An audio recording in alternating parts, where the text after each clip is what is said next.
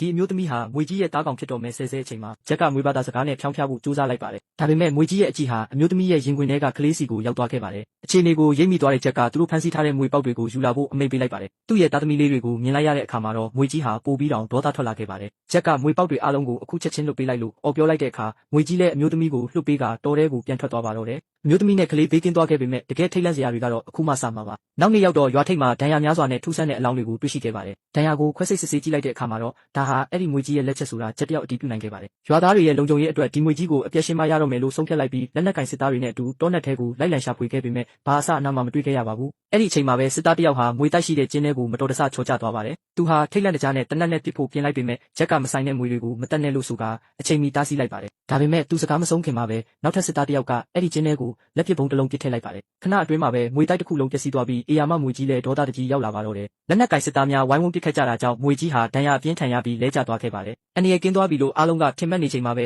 နောက်ထပ်မွေတစ်ပိုင်းလူတစ်ပိုင်းတရဝါကြီးထပ်ပေါ်လာကအနည်းဆုံးကစစ်သားတယောက်ကိုစတင်တိုက်ခိုက်ပါတော့တယ်။ဂျက်ကဒီအခွင့်အရေးကိုအမိရဆုပ်ကန်ကသူ့ရဲ့တန်ဆူကျိုးတနက်နဲ့အတူသူမကိုရုံးမထွက်နိုင်အောင်ချီနှောင်လိုက်ပါတယ်။အဲ့ဒီနောက်စစ်သားတယောက်ကရှေ့ကိုတက်လာပြီးအစိတ်လူးထားတဲ့ဓားမြောင်နဲ့ထိုးလိုက်ကသူမကိုဖမ်းဆီးနိုင်ခဲ့ပါတယ်။သူတို့ကတော့အောင်ပွဲခံနိုင်ပြီလို့ထင်နေကြပေမဲ့ဒါဟာပူကြီးမားတဲ့ဘေးဒုက္ခတစ်ခုရဲ့အစဆိုတာသူတို့မသိခဲ့ကြပါဘူး။